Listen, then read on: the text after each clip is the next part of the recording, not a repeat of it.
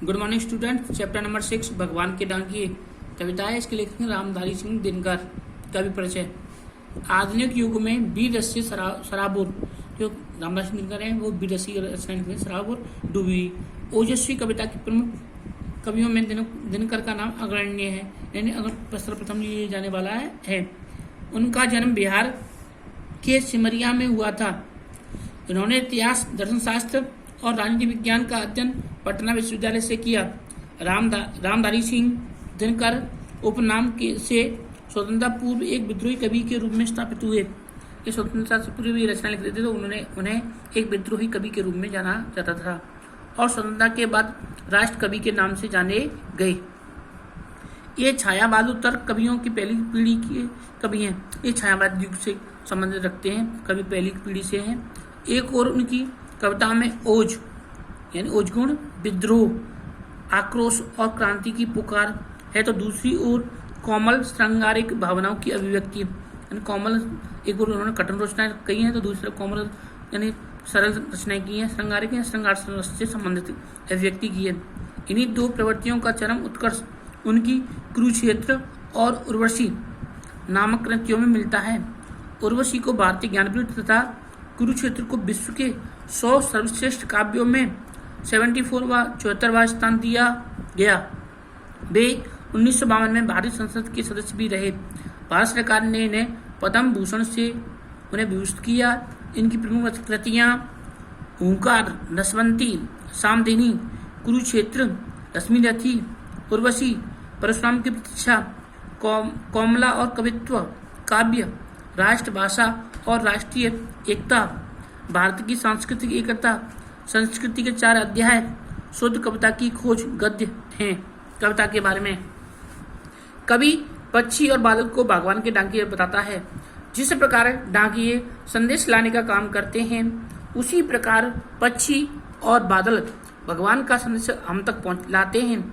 उनके लाए संदेशों को हम भले ही न समझ पाएं, पर पेड़ पौधे, पानी और पहाड़ उसे भली प्रकार पढ़ समझ लेते हैं।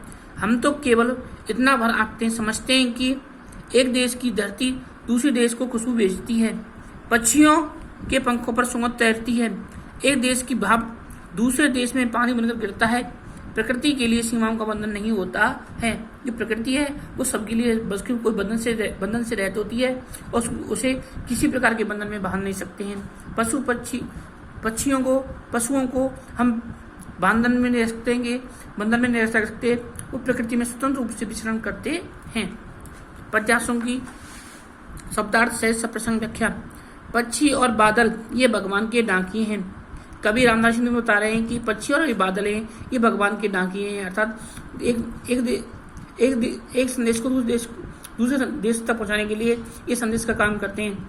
जो एक महादेश से दूसरे महादेश को जाते हैं, ये पक्षी और बादल एक देश से दूसरे देश से जुड़े हुए हैं। हम तो समझ ही नहीं पाते और हम उनके द्वारा दिए गए संदेशों को हम समझ नहीं पाते, हमारी समझ में नहीं आते हैं, मगर उनकी लाई चिट्ठियों को, लेकिन पक्षियों और बादलों के द्वारा लाए गए संदेश को, लाई चिट्ठियों को पेड़ पौधे, पानी और पहाड़ बाँचते हैं, पढ़ लेते हैं, अर्थात समझ जाते हैं। डाकिए पत्रवाहक महादेश विशाल देश बाँचते हैं, पढ़ते हैं। प्रस्तुत पद्यांश भगवान के डाकिए कविता से लिया गया है। इसके रचयिता श्री रामधारी सिंह दिनकर हैं। कवि ने इस पद्यांश में पक्षी और बादलों को डाकिए यानी पत्रवाहक के रूप में व्यक्त किए हैं। कवि के अनुसार पक्षी और बादल भगवान के डाकिए हैं। पक्षी एक देश से दूसरे देश में घूम कर तथा बादल इधर से उधर घुमड़ कर अपनी आपसी भाईचारे का संदेश पूरी प्रकृति अर्थात पेड़ पौधे, तालाब, नदियों, सागर व पर्वतों तक पहुंचाते हैं।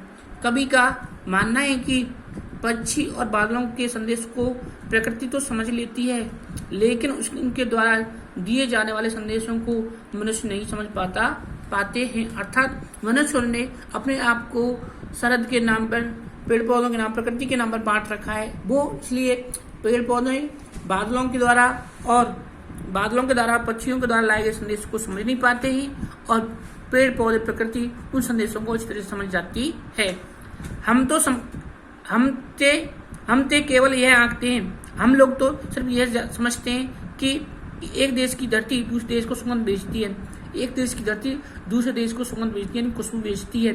और वह सौरभ हवा में तैरते हुए, और वह सौरभ खुशबू हवा में तैरते हुए पक्षियों की पाखों पर तैरता है, पक्षियों की पंखों पर तैरता है, फैलता है और एक देश का भाप दूसरे देश में पानी भरकर गिरता है। हमारे देश का जो पानी है वो भाप बनकर दूसरे देश में गिरता है, दूसरे देश में जाता है। आंकते हैं, समझते हैं। सुगंध, मधुर गंध, सौरभ, खुशबू, पंखों पर तैरता है, फैलता है, गिरता है, बरसता है। यह पद्यांश श्री रामधारी सिंह दिनकर द्वारा रचित कविता भगवान के डाकिये से लिया गया है। कवि के अनुसार इस पद्यांश में पक्षी और बादलों रूपी डाकियों द्वारा लाई गई चिट्ठियों को पेड़ों, पौधों, पानी और पहाड़ द्वारा पढ़ने का वर्णन किया गया है। कवि बतलाता है कि धरती एक प्रदेश के फूलों की सुगंध हवा में तैरकर वह पक्षियों के पंखों द्वारा दूसरे देश में बिना किसी बाधा या अर्थात रुकावट ले जाती है। एक देश के बादल बनते हैं और दूसरे देश में बरसते हैं। भाव यह है कि प्रकृति न किसी बंधन में बनती है और न ही किसी के प्रति कोई भेदभाव रखती है। मनुष्य को भी इस राह पर चलना चाहिए, आपसी भेदभाव को मिटाकर प्रेम पूर्वक रहना चाहिए। कवि यहाँ विश्व एकता का संदेश देता है, अर्थात मनुष्य को जाति, धर्म आदि के नाम पर बंटवारा नहीं करना चाहिए और एक देश को दूसरे देश के सीमाओं में बंधकर नहीं रहना चाहिए। अर्थात हम सबको विश्व एकता की तरह रहना चाहिए। अर्थात हम सब लोग एक हैं और हमें एक बनकर रहना ही होगा।